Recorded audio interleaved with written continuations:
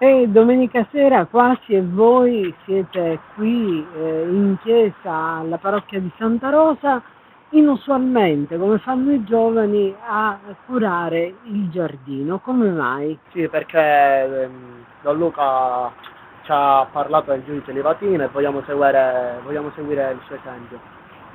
Voi ritenete sia importante dare questi esempi per i vostri amici giovani?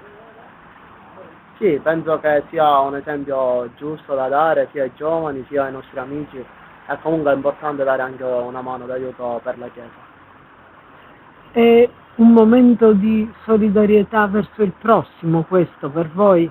Sì, Don Luca Camilleri, una domenica in cui si prepara la messa serale, però i giovani sono qui a potare le siepi. Sì. Ecco, è un atteggiamento certamente insolito se si pensa a come i giovani siano invece molto più dediti a stare insieme, bere e comunque non dedicarsi a questo tipo di attività.